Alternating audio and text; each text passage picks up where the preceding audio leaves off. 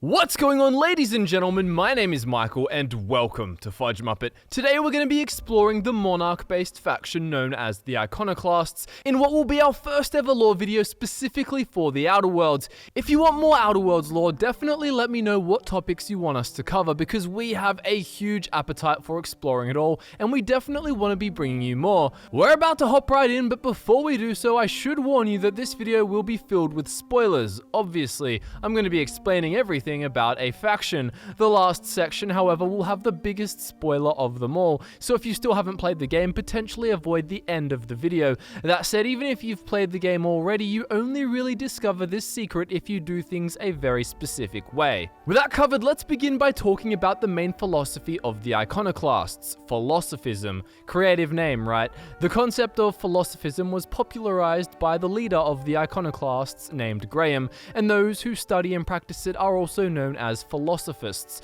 The philosophists' beliefs can largely be split into two categories, one being their path to enlightenment and their thoughts on existence in the universe, and the other being that the corporations and the board in general strangle the human spirit and cripple humanity's ability to grow. They dream of galaxy-wide freedom outside the grasp of corporate structures and their endless red tape. To them, the board are evil, spreading lies and misinformation to confuse and oppress society. Citing an example of a man from Byzantium who was arrested for carrying philosophers' texts, Graham's terminal entry explains how philosophists don't want to live in a world where they can be sent to Tartarus for their beliefs. They do not want to live in a world where they bear children out of obligation to executives who demand a constant workforce, executives who people slave away for like animals in a hope of being in their position one day.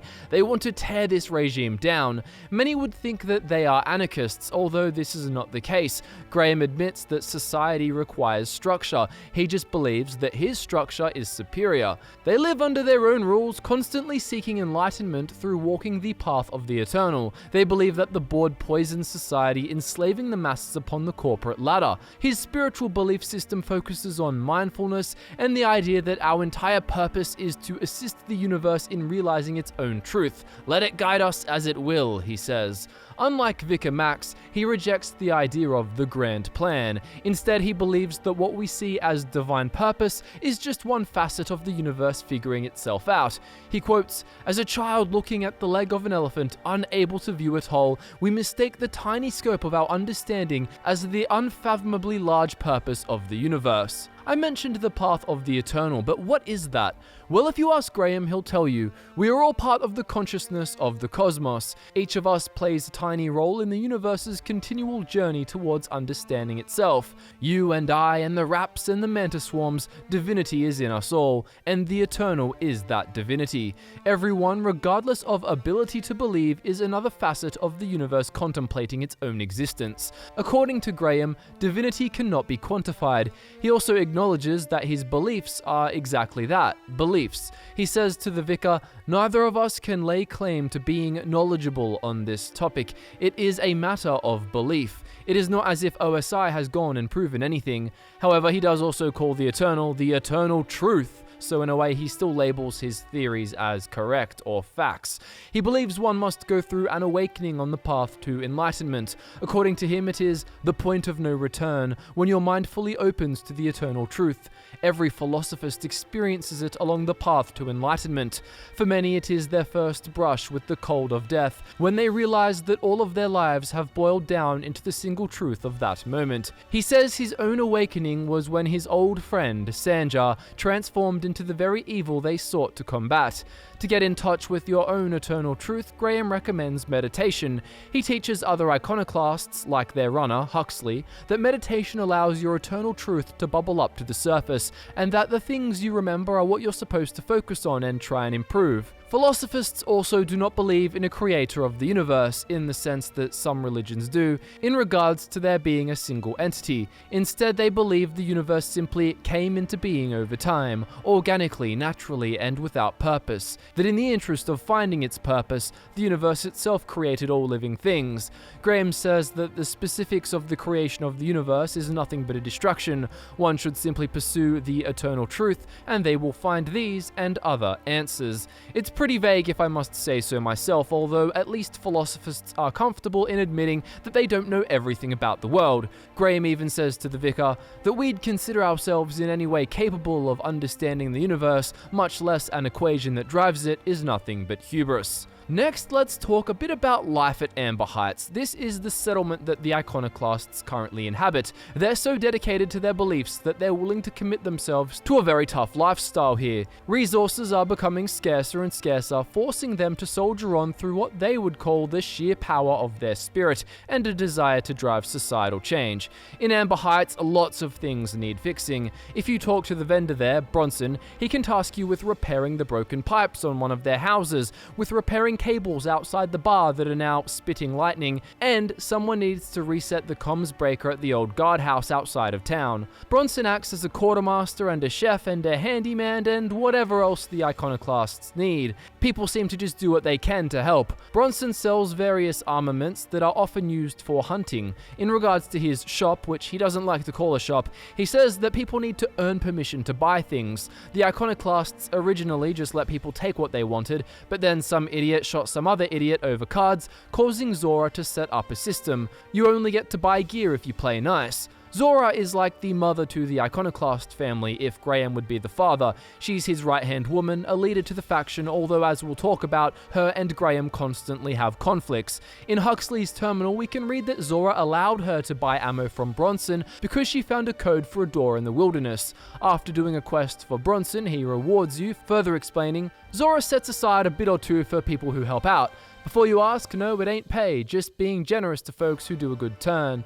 I find this a bit ironic as it seems they don't like the labels of anything corporate or transactional, but still use many of the same incentive-based systems that any organization or group can benefit from. To me, it absolutely is pay, but I guess you could argue that payment wasn't pre-agreed on. Bronson maintains a record of strange special equipment requests beyond the normal firearms, ammunition, and medicine that the Iconoclasts burn through at an alarming rate. Most of his list is crossed out, but a few items haven't been fulfilled. There's one from Zora who wants Force Melt Bright Gel, and there's a note saying it may not actually exist. Graham wants Dissident Hunter number 17.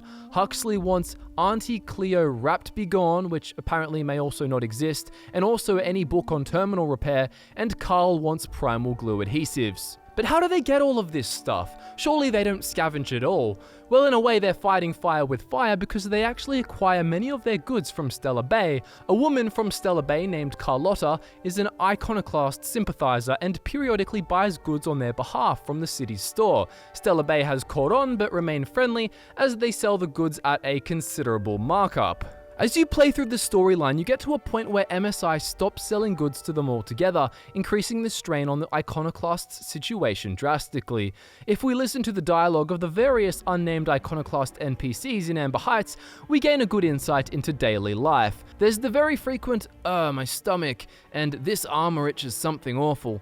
In fact, there's an exchange between two Iconoclasts talking about how it's worth drinking a Terror Ray's blood raw without boiling it because getting the runs is better than tasting sulfur and dirt every damn day. There's plenty of other dead creatures found around the place, harvested for food or whatever else the Iconoclasts can scavenge and make use of. Nyoka attests to their scavenging prowess when she points out that they always manage to find a bottle or two of the good stuff. You see, while many Iconoclasts preach peace of mind and encourage daily meditation, others pass the time just like any soldiers would in hard times, by playing cards and drinking. Some even forge trash cubes, such as Carl, but he's considered very weird by onlookers. Perhaps it's just meditative and keeps him in the zone, or as another says, the trash cube zone. Speaking of drinking, not all those among the Iconoclasts' ranks consider themselves moral, or are seeking spiritual enlightenment through meditation and study. The Iconoclasts' bar in Amber Heights is home to many drinkers, but one of them is this fellow named Ash, who you can buy drinks for to hear his interesting tales. Like any bar tale, there's plenty of exaggeration and unbelievability, and when you do his quest and find out he betrayed his former friends for a more lucrative opportunity, it's no surprise he may be lying. Even still, it's very fun to hear his stories, so I recommend it. Maybe we can even come up with some cool conspiracies from it all. Anyways, if things are so bad, what caused all these people to come here anyway? Well, one of the reasons is because Graham said sends out broadcasts to anyone willing to listen, slowly gaining more followers for his cause and assimilating them into the Iconoclast life. Apparently, he's working to elevate the minds of all the corporate drones in this colony. Some Iconoclasts are dedicated, but others seem to cross the line into indoctrination.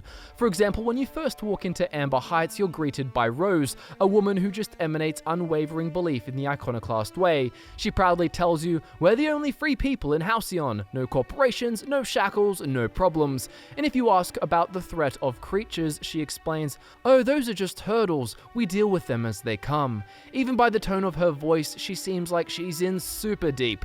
A woman named Agnes in Stella Bay claims to have lost her boy to the faction's ideologies too. She says, "He's been listening to those awful broadcasts that the Iconoclasts put out. Oh, they make it sound so exciting, like it's noble to risk it all out there, fighting for the greater good. How noble is it to worry your loved ones? Not at all, I say, but still they preach their sermons of anarchy and rebellion to anyone who'll listen." When you meet her boy, he's a fully grown man named Tucker. He explains that philosophism aims to free the world from the yoke of corporate tyranny. To Tucker and many other Iconoclasts, Amber Heights is a paradise, and those on the outside, even citizens of Byzantium, are bound by chains they themselves bought. Convincing an Iconoclast of going back to corporate life would surely be very hard once they believe in Graham's teachings. If you have Vicar Max in your party when you recruit Nyoka, she reveals, "Stella Bay had a vicar once. He took it upon himself to convince Graham's folk to come back to the corporate fold, kept making the trip between the city and Amber Heights by foot, kept getting himself into all sorts of scrapes. Day came when I found a book of his in the middle of a wrapped encampment, hand still gripping it too. Apart from dying, my guess is that this vicar wasn't too successful." Now, while it may seem like the Iconoclasts operate in a unified way under one belief system, it's time to discuss how there's actually increasing conflict between the two leaders, Sora and Graham, and the way they wish to run the faction. One could argue that the downside of abandoning the strict, robotic structure of the corporations is that there's no clear-cut defined rules for how to operate, and therefore there's always more time spent discussing and arguing before any decisions are made. Rose, who greets you when you first enter Amber Heights, explains that the two can't stop arguing. She also says, "You can think of those two as our leaders, but they're more like examples. We all ought to be more like them. Graham is our founder. Graham taught us about philosophism. Through him, we came to the eternal truth. Sora has been with us since the beginning. I think she was our sawbones back then, but now she's more like our commander. She goes and finds people in the wilderness and gets them to come here, and she keeps us from being chewed on and whatnot. She's liable to take your head off if you screw up, but then she'll sew it back on for you. Graham settled here a long time ago. I wasn't around back then, but they say a lot of the old MSI corporate folks died here. He calls it a spiritual metaphor, something about rising from the ashes. More on that and the secrets involved later. Sora will tell you that she's been patching up Iconoclasts since day one. She used to work for Rizzo over in Cascadia, tending to scientists who were bitten by creatures. Interestingly, Graham was formerly a writer for MSI's product catalog, spreading the awareness of salt tuna in its various forms, which explains his talent for writing his pamphlets. In regards to their disputes, the general gist of it is that Graham wants to prioritize preaching the beliefs to as many people as possible, whereas Sora wants to focus on more immediate issues, such as getting more food and medicine. In one instance, Graham wants your help getting an old printing press up and running, so he can turn the board's own propaganda against them. He wants to double his information spreading efforts, and thinks getting his message in the hands of Byzantium citizens would convince them of the truth. Sora becomes increasingly angry when she finds out that Graham has purchased rollers without even clearing out a Raptidon problem first, and even worse, he sent some of the best combat-focused fighters, the Vernois, to the printing press, which Sora later finds out is why the Vernois didn't show up to the battle at the ruins where they were desperately needed,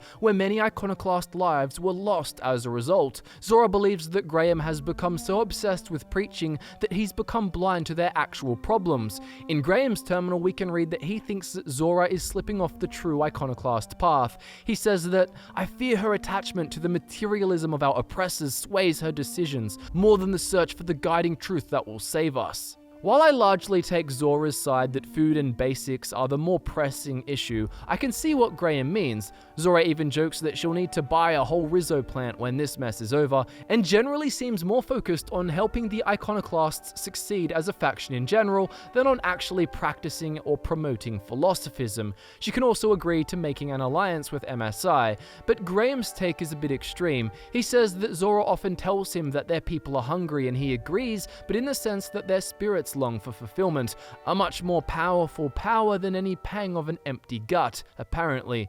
When you go to meet their goods supplier, Graham wants you to use some of the final funds to get cartridges so he can copy and modify radio serials. Zora recommends using them for food and medicine. Graham thinks they should put up with the pain now, embracing a life of struggle so that their descendants can enjoy safety and luxury. For him, it's preach, preach, preach. But eventually Zora reaches a breaking point, declaring that they need to mount an attack on Stellar Bay while they still have the power to do it. They're desperate. "My people are dying left and right," she explains, but Graham doesn't want to gain too much attention yet, nor put a torch to innocent people, apparently. The Iconoclasts have gun hands to fight and runners to collect and deliver supplies. One of these runners, Huxley, has a terminal entry that reads, "Zora's really smart, but you know what? Sometimes she can be such a bitch." Basically, she ends up telling a story that she was meant to get info from Cascadia, gave up due to marauders, and stopped in at Fallbrook to pick up supplies, then wasted time playing a game. Zora then yelled at her for being late, but Graham just told her not to lose track of time on her next run, and she promised that she wouldn't. Huxley says, "See, that's how you teach someone, don't gotta yell and make them feel bad." However, it's Zora who is patching Iconoclasts up, and while it seems like she's the one sending them out and this often leads to death, clearly Graham has to be responsible for death too, as seen with the Van Noys not turning up, leading others to die. Some Iconoclasts can be heard saying, "Hope Zora sends me out next," and then there's actually a really interesting conversation between two on this exact matter. One says, "All these kills recently, and no good meat on any of them, it ain't right. How many good folk we gonna lose to her missions?" The other says, "That's just the way of it, we gotta earn our keep out here," to which the first replies, "That don't mean we ought to be following her into the jaws of a manta queen." The other asks if he'd rather sit on his thumb and starve, to which he explains, "No, all I'm saying is she ought to be more careful, throwing away lives like that." All in all, there's a lot of conflict, which is expected for such harsh conditions. Until you help them move forward in the plot, Zora will continue to lead scavenging efforts and tend to the living necessities and injuries, and Graham will continue to motivate and preach. He's dedicated to helping people see his point of view and giving them some fresh copes. As one of his terminal entries reads, "Of all the things to motivate a person, I'm finding freedom has been the most powerful. Many of them still remember being slaves to the corporate structure. Recalling those painful memories lights their fire anew. A man from Fallbrook stopped through on his way to Stellar Bay. After thumbing through our pamphlet, he asked me how we can survive without money. I found an appropriate metaphor in gas masks. When clearing a manta swarm nest, we wear masks to ward off poisonous fumes. Even after a nest is cleared, the fumes may remain for some time. Thus, we wear the masks until we are safe to breathe. Until the very last dregs of our poisonous corporation society are gone, the attachment to bits will remain. Though their use is uncomfortable and they stifle our spirit just as the masks are ill-fitting and limit our vision, we must persist with them until we can cast them aside." Moving on, we have the truth of how the faction really began, the big Iconoclast secret. Now it's time to learn what really caused Graham to start his cult. Another reminder that this is Iconoclast spoiler alert central. So going through the Iconoclast story, I've mentioned you're given the option to use some remaining funds on either food and medicine, which is what Zora wants, or on cartridges for Graham. If you prioritize the food and medicine, Zora will be happy and will trust you with something very significant later on. Speaking to her, she says she needs your help and that you need to keep it hush-hush. She asks if you know about the history of Amber Heights, how it used to be MSI run until there was a giant massacre. If you have Nyoka in your party, she'll chime in, "You're talking about the massacre back when the corps were pulling out. Pirates raided the place and killed the MSI bigwigs living here." Zora explains that common belief is that the pirates fled to an old relay station that had already been abandoned, but nobody could find them. The station's locked up, but it seems that Huxley found an old data cartridge in a nearby rapt nest. It's mostly corrupted, but one of the codes on it is the code to the Amber Heights gate. There's another code on it which opens a different door, and so you're sent to the relay station to investigate. Doing so, you find some old data cartridges. On them, there are correspondences between the pirates. Then there's one with the Amber Heights gate code and a letter from none other than Graham. As Zora says, "Captain, he gave them the gate codes. I know he's got his head in the clouds, but I always believed there was a core of good there. What the hell happened to live and let live?" So it turns out Graham had them all killed. All those deaths were caused by him, and all that blood is on his hands. We know that Graham isn't fond of talking about the history of Amber Heights because he had friends that worked there and died as a result. Zora knows this hit him hard, but it's a massive shock to find out it hit him so hard because he's responsible for it. Back when Sanjar and Graham were friends, the board announced the approval of the hazard clause, causing the two of them and a few MSI employees seeing the setback as an opportunity to improve the working conditions of Terra 1. However, those MSI bigwigs didn't want that. Then they all ended up dying in the Amber Heights massacre, which made Sanjar the leader, but then Sanjar found out about the existence of a legal loophole which allowed them to proclaim ownership of the entire planet once the other corps left. In Graham's terminal, we can see the way that he saw the whole thing. He says, "I often recall my former friend who once sought to dismantle the corporations, as I still do. When he took ownership of the corporation, I held him in such contempt. I called him a coward, a betrayer. He was becoming the very thing we hated. Now I'm not so sure. Recently I've come to accept that his heart was more closed than mine. I cannot expect every man to be able to open himself to the eternal truth as I have. Some are just not capable. And so it is a tragic thing. Tragic that he is weaker than I'd hoped, that he cannot fight for a cause. I can empathize with tragedy. Should the day come when the metal of our spirits clash against one another, that empathy will shield me from guilt." Like the board, he now stands across our path, arms crossed, stubbornly resistant to the eternal truth. Like the board, he spreads, nay, celebrates the poison that cripples our society.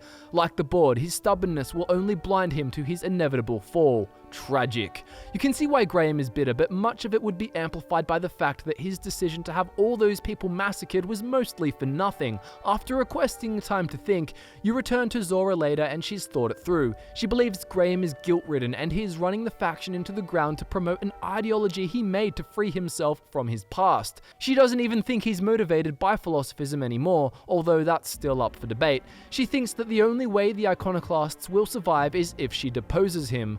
Zora approaches Graham with you and together you can expose his secret, that he started this movement in the beginning to run from himself. However, as Graham explains, he's been doing whatever he could to atone for his sins ever since, and started the faction to help anyone have the chance to cast away their past for a fresh start. There's no doubt he has noble intentions still. Just because he started the movement to cope with his own sin doesn't mean that he hasn't done any good or doesn't actually care. However, you can still see just how attached his ego is when he declares, "This is my movement. These are my people." Zora also isn't exactly exempt from a way of thinking that doesn't align with the philosophist message, referring to the Iconoclasts as the troops, and saying that they already listen to her lead. As you'd expect, Graham gives the ultimatum. If you want to lead them, you'll have to kill me. And so Graham meets his end, at least if you do things this way in the storyline. Otherwise, you might help Graham win and never know about the past. Or maybe even knowing it from just this video, you still forgive him in your head and decide to side with him anyway. At the end of the day, Graham's story is a sad one. A tale of sin and redemption hidden beneath the surface of a philosophical movement, which, to be honest, doesn't necessarily detract from his teachings. If he meets his end, Zora can be convinced to align with MSI, which is done out of desperation, obviously, but still doesn't seem very iconoclast of her, at least the way Graham would see the faction's philosophy. Ironically, it was Graham's desire to redouble his efforts to spread his message and grow his faction at the expense of immediate needs like food and medicine, which put the Iconoclasts in such a dire position and caused Zora to act, leading to not only Graham's downfall, but potentially an alliance with someone he considered a sworn enemy, to end with an entry from Graham's terminal. It is very difficult to face the eternal truth that everything happens for a reason, that life and everything in it is the will of the cosmic consciousness, can be a terrifying one. There is an urge among us all to control the parameters of one's life. This urge is so powerful that it suppresses the eternal truth simply by existing. Mankind has to shed the weight of its own shackles, and so I find that spreading philosophism is unnecessarily difficult, but the universe cannot suppress it forever. forever. Biology changes, creatures adapt and evolve. We overcome our urges for the better of our species. Someday our minds will be born more open to this idea. Until then, I must not abandon hope.